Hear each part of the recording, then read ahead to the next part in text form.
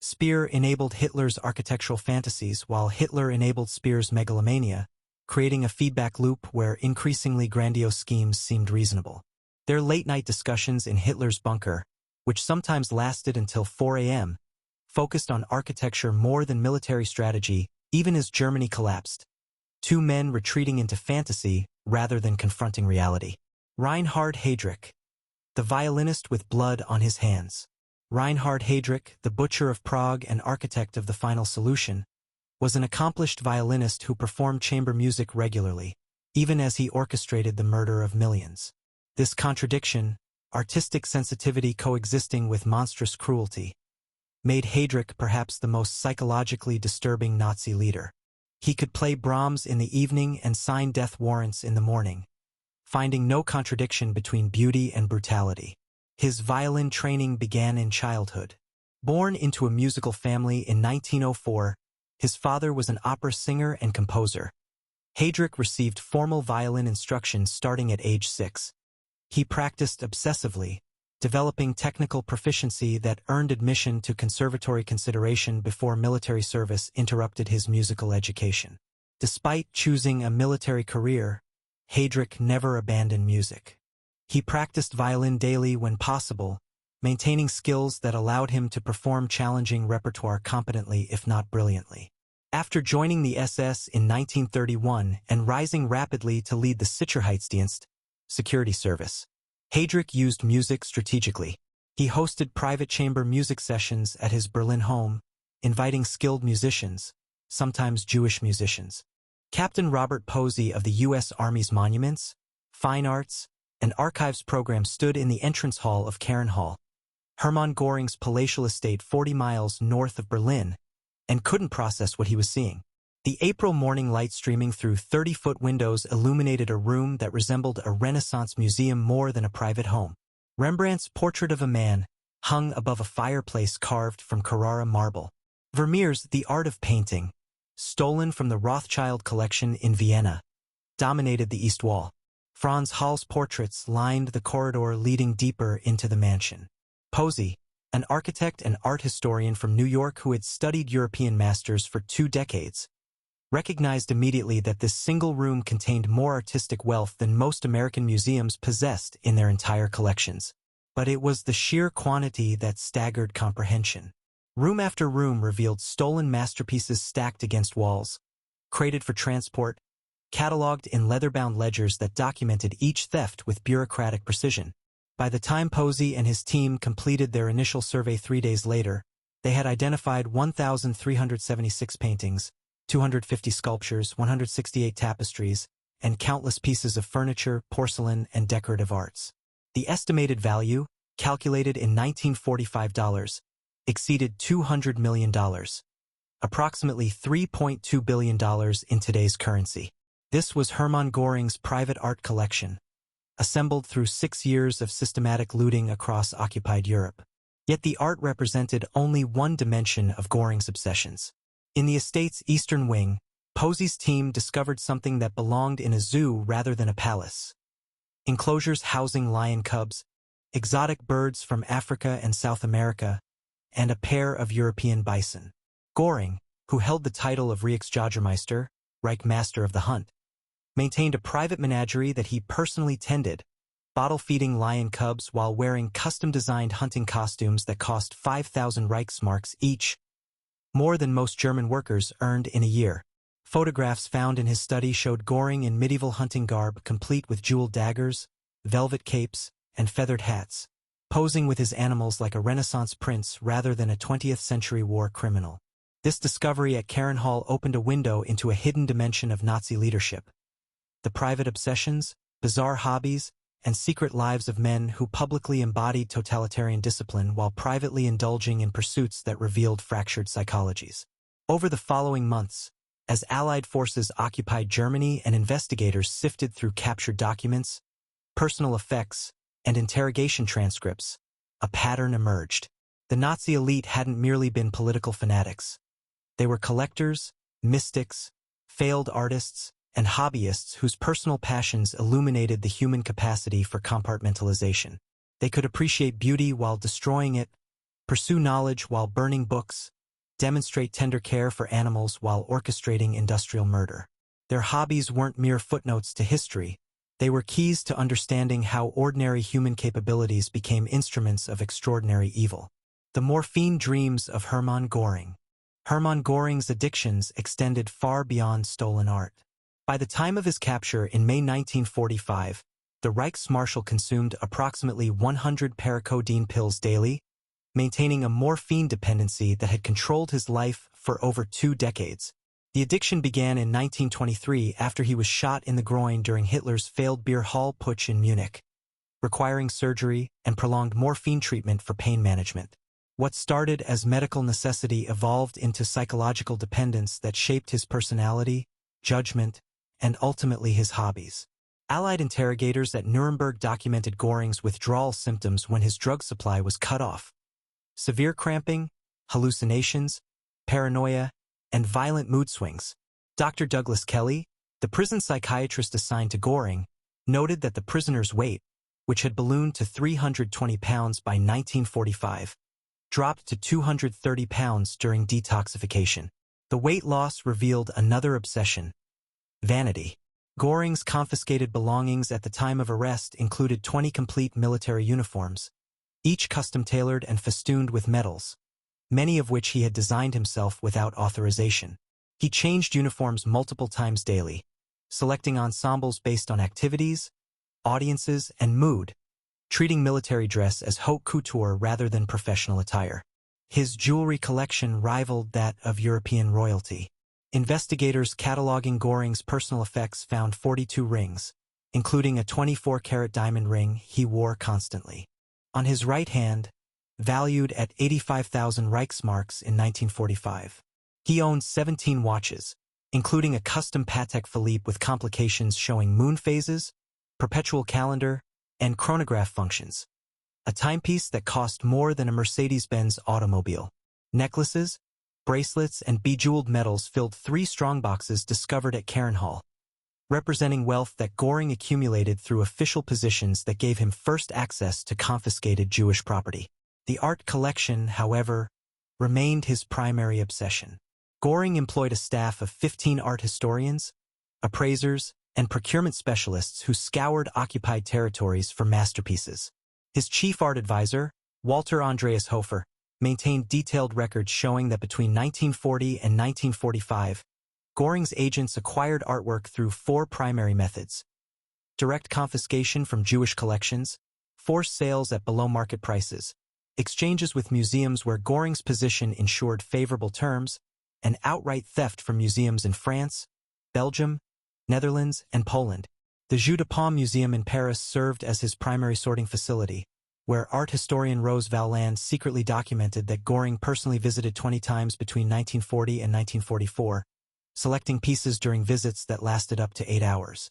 His taste was eclectic but focused on Northern Renaissance and Dutch Golden Age masters. He owned 16 works attributed to Lucas Cranach the Elder, 12 by Dutch landscape painters including Jacob van Ruysdael, and an extensive collection of genre paintings by artists like Jan Steen and Peter de Hooch. But his true prize acquisitions were the headliners: Vermeer's The Art of Painting, valued at 1.5 million Reichsmarks; Rembrandt's Portrait of a Man, purchased from the Goudsticker collection for 150,000 Reichsmarks when its actual value exceeded 800,000; and Botticelli's Madonna and Child, stolen from the Kaiser Friedrich Museum in Berlin, and transferred to Göring's private collection through bureaucratic manipulation. The acquisition of art wasn't merely collecting, it was empire building. Göring commissioned architects to design gallery wings at Carenhall specifically to house his growing collection, with climate-controlled rooms, specialized lighting, and security systems. Between 1937 and 1942, he spent over 12 million Reichsmarks on construction and acquisitions, using his position as president of the Reichstag and Hitler's designated successor to funnel state resources toward private passion. His art inventories, maintained in multiple leather-bound ledgers with meticulous documentation, revealed a mind that appreciated order, beauty, and possession. The same organizational capacity he applied to building the Luftwaffe and implementing economic exploitation of occupied territories. The animals at Carenhall represented another facet of his personality: the desire to dominate nature while demonstrating tenderness. His lion cubs, imported from North Africa in 1938 and 1940, were hand-raised, bottle-fed, and trained to follow him through the estate grounds. Visitors, including foreign diplomats and Nazi officials, reported that Göring would interrupt meetings to feed his lions, speaking to them in baby talk while discussing military operations or political strategy moments later. This juxtaposition, tenderness toward animals combined with callousness toward humans, revealed the psychological compartmentalization that enabled Nazi leaders to function. Göring could cradle lion cubs with genuine affection while simultaneously ordering the destruction of Warsaw, which killed 150,000 civilians and left 800,000 homeless. His hunting obsession extended beyond collecting animals to killing them with theatrical flair. Göring's hunting lodge in the Scorpiide forest, separate from Karen Hall, contained over 200 mounted trophy heads from hunts across Europe. He employed 30 gamekeepers to manage wildlife populations on his 100,000-acre private hunting preserve, ensuring abundant targets for hunts he staged as grand events with dozens of guests. Hunting records preserved by his staff show that between 1933 and 1944, Göring personally killed approximately 1,200 animals, including deer, boar, bears, and even European bison that his gamekeepers bred specifically for trophy hunting. He commissioned custom rifles from German gunsmiths, including a matched pair of double-barrel rifles with gold inlay and ivory stocks, costing 25,000 Reichsmarks, enough money to purchase 5 middle-class homes in 1940s Germany. Heinrich Himmler, the occult bureaucrat. While Göring indulged in material excess, Heinrich Himmler pursued obsessions that blended pseudoscience, mysticism, and racial ideology into a coherent worldview that drove SS policy. The architect of the Holocaust was simultaneously a believer in ancient Germanic magic, a collector of witch trial records, and an amateur herbalist who grew medicinal plants according to thousand-year-old texts. His hobbies weren't escapism from his role as mass murderer. They were extensions of the same ideology that made genocide seem logical. Himmler's interest in the occult began in the 1920s, but intensified after he became Reichsführer SS in 1929. He established the Ahnenerbe, Ancestral Heritage Research and Teaching Society, in 1935, funding it with 150,000 Reichsmarks annually from SS budgets. This organization, which eventually employed over 140 scholars, conducted research that mainstream academics dismissed as pseudoscience, searching for proof of Aryan racial superiority through archaeology, anthropology, and linguistics.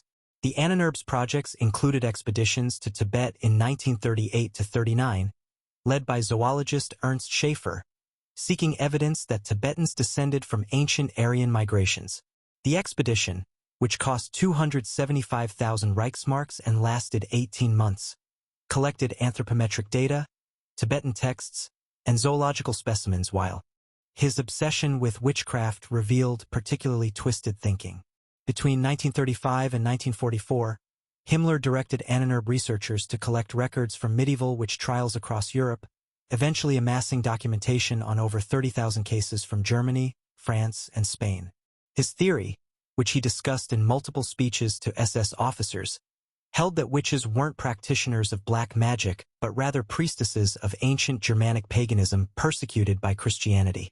He believed that witch trials represented Christian suppression of indigenous European spirituality, and that studying these records would reveal ancient knowledge suppressed by the Church. His research files, captured after the war, show annotations in his handwriting interpreting torture confessions as coded references to pagan rituals. Wewelsburg Castle, Himmler's headquarters in Westphalia, functioned as his occult temple. He purchased the castle in 1934 for 10,000 Reichsmarks and spent over 13 million Reichsmarks between 1934 and 1943 renovating it into an SS ceremonial center.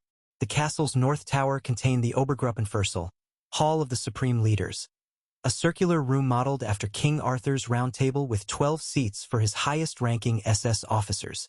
Himmler conceived the SS as a neo-Teutonic order of knights, with Wewelsburg serving as its spiritual center where initiation ceremonies and solstice celebrations combined Nazi ideology with invented pagan traditions. The castle's crypt, directly beneath the hall, was designed as a shrine where the coats of arms of dead SS leaders would be ritually burned, a ceremony Himmler invented based on his interpretation of ancient Germanic funeral practices. He commissioned artisans to create elaborate runic decorations throughout the castle, spending 80,000 Reichsmarks on a mosaic floor in the Obergruppenviertel featuring a black sun design with 12 lightning bolt runes radiating from the center. This symbol, which had no historical precedent in Germanic art, was Himmler's invention, yet he treated it as an ancient mystical emblem with power to focus Aryan spiritual energy. His personal library at Wewelsburg contained over 12,000 volumes on runes, ancient religions, mysticism, and racial theory. He spent evenings studying runology, attempting to decipher meanings he believed ancient Germans encoded in runic inscriptions. His annotated books, preserved in archives, show detailed marginalia where Himmler connected runic symbols to SS ideology, sometimes inventing meanings without historical basis. He designed SS runes himself, including the double lightning bolt insignia that became the organization's symbol, based on interpretations of ancient alphabets. Himmler's gardening obsession complemented his mystical interests. At his home in Gmund, he maintained extensive herb gardens where he grew medicinal plants according to recipes from medieval Germanic texts. His gardening journals, kept from 1934 until 1945, document cultivation of over 80 plant species including mugwort, yarrow, chamomile, and valerian, which he believed possessed healing properties known to ancient Germans. He practiced homeopathy obsessively, treating his chronic stomach problems, documented in medical records as psychosomatic, with herbal remedies rather than conventional medicine. His personal physician, Felix Kirsten, later testified that Himmler consumed herbal tinctures daily, believing they strengthened his Aryan constitution while modern pharmaceuticals represented Jewish medical conspiracy. This belief in natural medicine coexisted with enthusiastic support for human experimentation.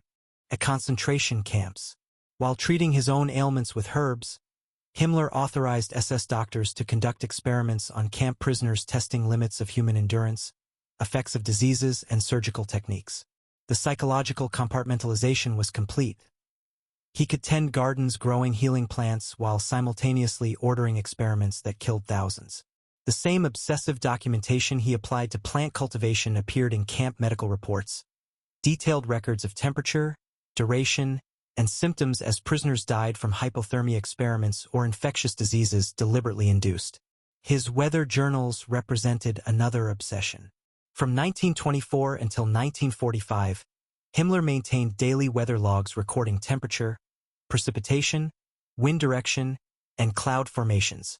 These journals, filling 42 notebooks discovered after the war, contained over 7,600 entries, with Himmler's observations and theories connecting weather patterns to cosmic forces.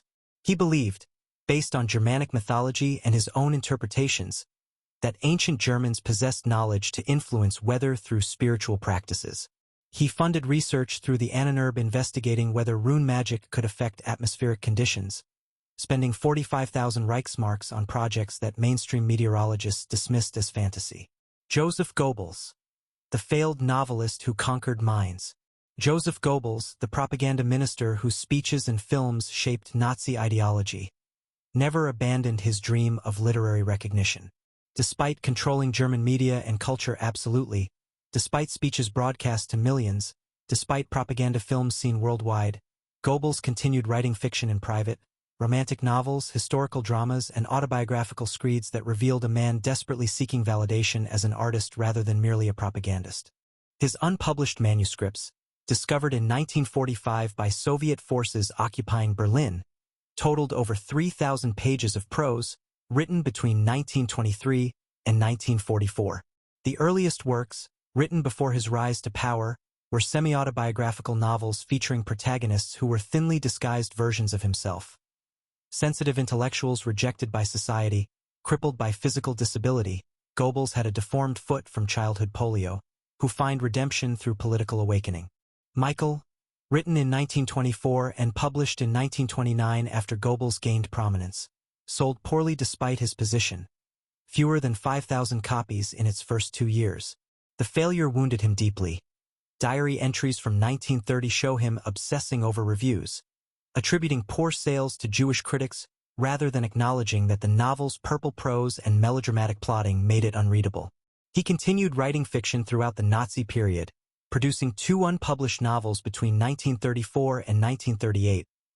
The Wanderer, a historical novel about the 30 Years' War featuring a protagonist spreading Protestant propaganda, and The Great Love, a romantic tragedy about a propaganda minister, obviously himself, torn between duty and passion. These manuscripts, which Goebbels kept in his office safe, were never submitted for publication. Close associates, including Albert Speer, later recalled that Goebbels would occasionally read excerpts aloud at social gatherings, fishing for compliments that rarely came. The novels revealed limited literary talent, wooden dialogue, predictable plots, characters who delivered speeches rather than conversed. But Goebbels couldn't accept his limitations.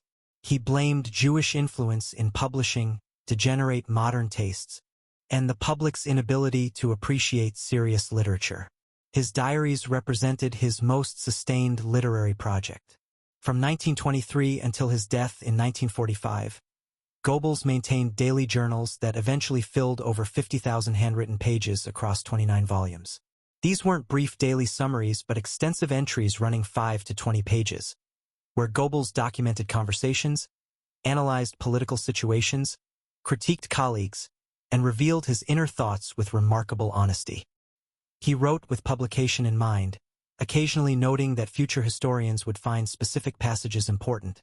Yet the diaries contain admissions of doubts, fears, and weaknesses that no propagandist would deliberately preserve for posterity. The diaries document his obsessive film consumption.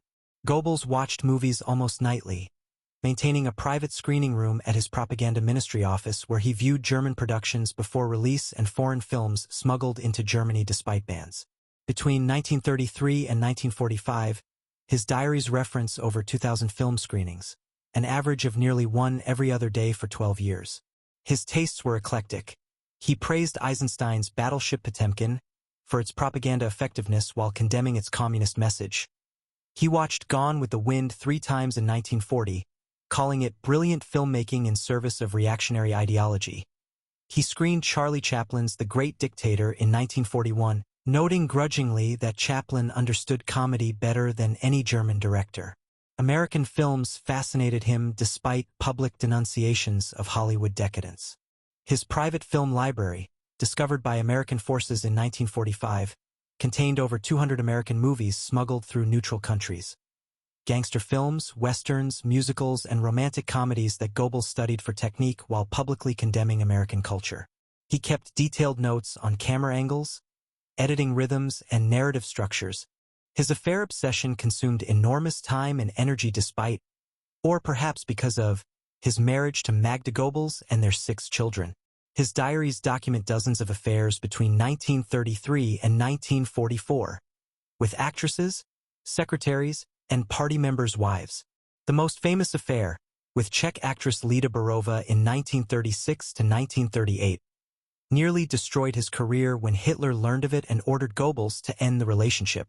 Goebbels' diary entries during this period read like romance novels, pages of tormented introspection about love versus duty, passion versus politics, with himself cast as tragic hero forced to sacrifice personal happiness for the movement. He fancied himself a talented pianist, though objective assessments disagree. Goebbels practiced Beethoven sonatas for hours weekly, particularly the Pathetic and Moonlight sonatas, which he felt expressed his inner suffering.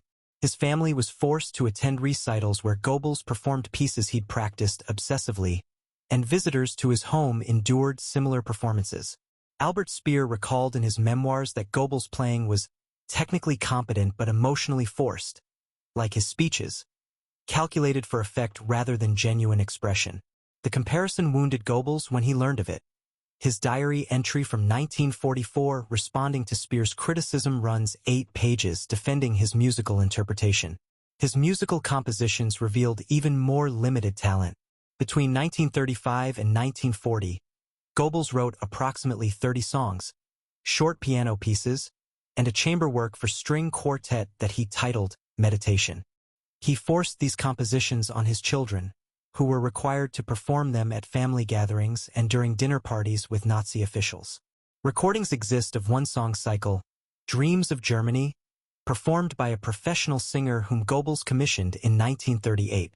The music is derivative, borrowing heavily from Schumann and Brahms without their genius, with lyrics that read like propaganda slogans set to melody. The recording project cost 8,000 Reichsmarks from ministry funds. Money Goebbels diverted to promote his private artistic ambitions. His relationship with genuine artists was complex and revealing. Goebbels simultaneously courted and controlled German cultural figures, offering money and prestige while demanding political loyalty. He maintained correspondence with over 200 artists, writers, and musicians, sometimes writing multiple letters daily to favorite poets and composers. These letters, preserved in archives, show Goebbels seeking validation from people he controlled, asking writers to critique his manuscripts, requesting musicians' opinions on his compositions, fishing for compliments from artists who couldn't afford to offend the propaganda minister. The power imbalance made genuine feedback impossible, yet Goebbels seemed oblivious, treating polite responses as sincere appreciation. Rudolf Hess, the mystic who flew into madness. Rudolf Hess, Hitler's deputy and one of the Nazi Party's founding members, descended into obsessions that blurred the line between alternative medicine and paranoid delusion. His mysterious solo flight to Scotland in May 1941, intended to negotiate peace with Britain, resulted from beliefs influenced by astrology, prophecy, and advice from dozens of alternative healers whom Hess consulted obsessively. His health paranoia began in the 1920s but intensified after he became Deputy Führer in 1933. Medical records from his personal physician, Dr. Ludwig Schmidt, document over 150 consultations between 1934 and 1941, during which Hess complained of symptoms that doctors considered psychosomatic. Stomach pains, insomnia, anxiety, and mysterious illnesses that defied diagnosis. Conventional medicine failed to satisfy him, so Hess sought alternative treatments with desperate intensity. By 1940, he consulted simultaneously with 23 different practitioners: homeopaths, herbalists, magnetism healers, naturopaths, and practitioners of therapies he invented based on readings of occult texts. His dietary restrictions, based on astrological advice and biodynamic principles, changed monthly. Hess followed anthroposophist Rudolf Steiner's agricultural theories obsessively, refusing to eat anything not grown biodynamically, a farming method emphasizing cosmic forces and lunar cycles. His household staff maintained detailed logs of his dietary requirements. In January 1940, he ate only foods harvested during waxing moons. In March, he insisted on vegetables grown in soil fertilized with preparations made from animal organs buried in cow horns. In June, he fasted completely during Mercury retrograde periods. His personal chef, Klaus Weber, later testified that preparing Hess's meals required consulting 3 different charts daily: astrological aspects, biodynamic calendars, and lists of foods Hess believed were poisoned by enemies. Magnetism healing consumed enormous time and money. Hess employed a full-time magnetism therapist, Dr. Ernst Schultz-Strathaus, who lived in Hess's household and performed daily treatments. These sessions, lasting 45 to 60 minutes, involved passing magnets over Hess's body while he lay on a specially constructed bed aligned with magnetic north. Hess believed these treatments cured diseases, protected against poison, and enhanced his psychic abilities. He spent 35,000 Reichsmarks between 1936 and 1941 purchasing magnets of various sizes and strengths, accumulating over 200 magnets that his therapist used in different configurations based on Hess's symptoms and astrological conditions. His dream journals filled 18 notebooks discovered after his flight to Scotland. Hess recorded dreams nightly from 1933 until 1941, writing extensive entries that interpreted dreams through multiple lenses: Jungian psychology, Germanic mythology, astrological symbolism, and prophetic revelation.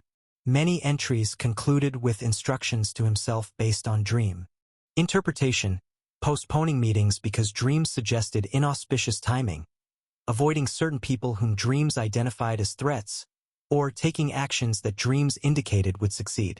His flight to Scotland was partially motivated by recurring dreams that he interpreted as cosmic instruction to seek peace with Britain. Astrology dominated his decision-making more than any other Nazi leader. Hess employed 2 personal astrologers: Ernst Schultz-Strathaus, the same magnetism healer, and Karl Ernst Kraft, who prepared detailed astrological charts for important decisions. Between 1937 and 1941, Hess paid these astrologers approximately 8,000 Reichsmarks annually for consultations, natal charts, and forecasts. His appointment calendar, preserved in archives, shows color coding based on astrological favorability. Green days for important meetings, yellow for routine work, red for days when he avoided major decisions. Staff members learned to schedule meetings according to Hess's astrological availability, and he postponed events multiple times when aspects seemed unfavorable. His paranoia about poisoning reached pathological levels. Hess believed that British intelligence was poisoning his food through electromagnetic waves, a delusion that no amount of rational explanation could dispel. He refused to eat food prepared outside his household, insisted that all ingredients be tested by his personal physician before cooking, and wore amulets he believed neutralized poison. At state dinners and party events, Hess brought his own food in sealed containers, causing social awkwardness but insisting on the precaution. His doctors, frustrated by this obsession, tried convincing him that electromagnetic food poisoning was impossible, but Hess interpreted their skepticism as either ignorance or complicity in the conspiracy. Graphology provided another obsession. Hess believed that handwriting revealed personality, intentions, and truthfulness with scientific certainty. He employed full-time graphologists to analyze the handwriting of everyone he met: Nazi officials, foreign diplomats, business leaders, even household staff. Files discovered after the war contain handwriting analyses of over 3,000 individuals, with Hess's marginal notes indicating how these analyses influenced his interactions.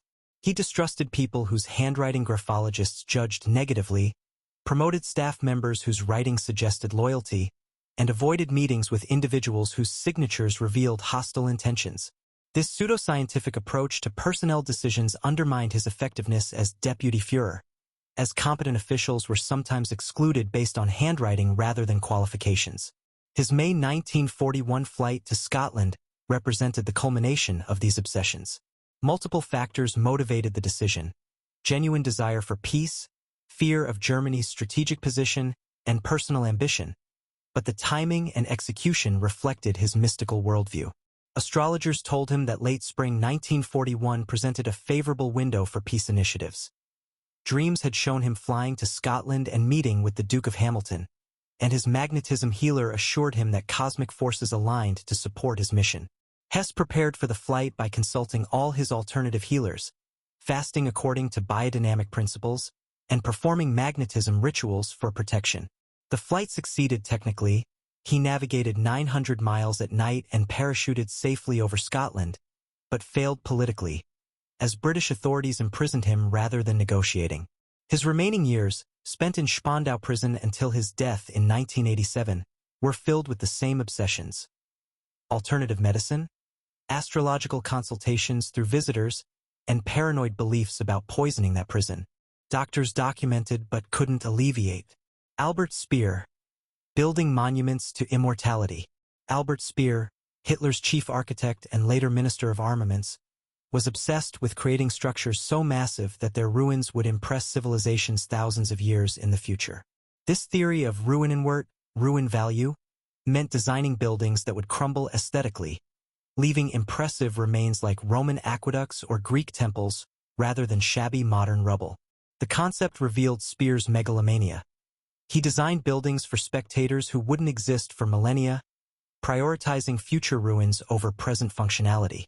His architectural models filled entire rooms at his office in Berlin.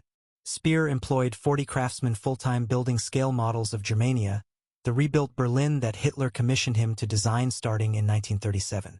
These models, constructed at 150 and 1:100 scale, showed a capital city transformed into monuments.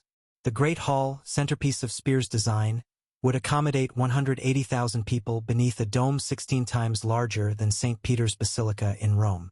The dome's diameter of 250 meters would make it the largest enclosed space in history, crowned by a lantern topped with an eagle 38 meters tall. Speer calculated that the building's mass, 2.5 million cubic meters, would create its own weather system, with clouds forming inside the dome and light rain possible during heavily attended events. The Triumphal Arch, another Germania centerpiece, would stand 400 feet tall with an opening 386 feet high and 392 feet wide, large enough for the Arc de Triomphe in Paris to fit through its opening. Speer specified materials and construction techniques that would ensure aesthetic deterioration. Special limestone that would weather beautifully, copper fittings that would develop attractive patina, and structural designs that would collapse in visually impressive ways. He commissioned engineers to calculate how the building would look after 500 years, 1,000 years, and 2,000 years of abandonment, adjusting designs to maximize future aesthetic appeal. His model-building obsession consumed resources that Germany needed for war production. Between 1937 and 1943, Speer's architectural office spent over 4 million Reichsmarks on models, employing craftsmen who could have worked in weapons factories. The models themselves used materials restricted for military use: fine woods, metals, and thousands of man-hours from skilled laborers. Hitler visited Speer's model rooms regularly, sometimes spending hours examining miniature buildings and discussing modifications, time that both men could have devoted to actual governance. Speer later admitted that these sessions were partly escapism, discussing fantasy architecture distracted from military realities as Germany's position deteriorated. Photography became Speer's method of preserving his work. He employed professional photographers who documented every building, construction phase, and model from multiple angles.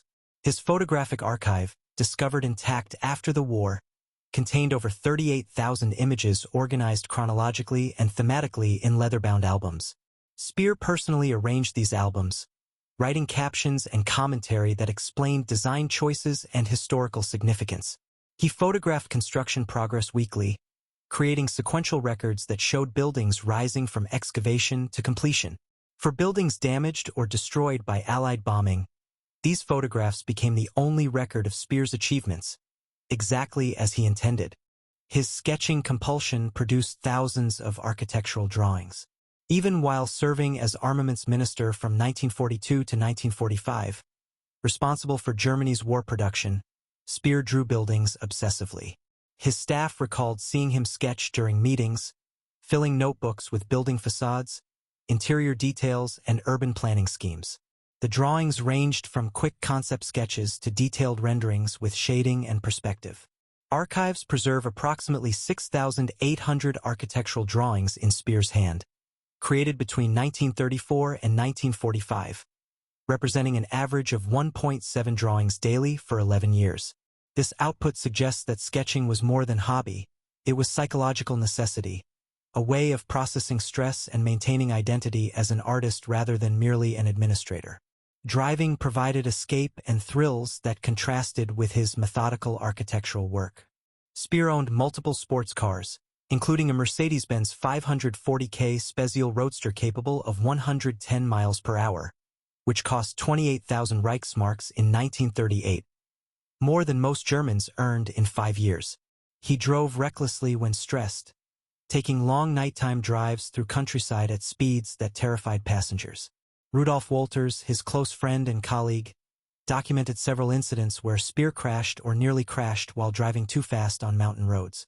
The risk-taking seemed calculated. Speer later admitted that high-speed driving provided adrenaline that counterbalanced the tedium of bureaucratic responsibilities.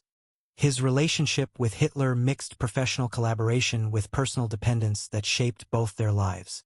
Speer was Hitler's favorite architect and possibly his closest friend during the war years, spending more private time with the Führer than any other Nazi official. They shared a vision of architecture as political statement, of buildings as propaganda that would outlast regimes.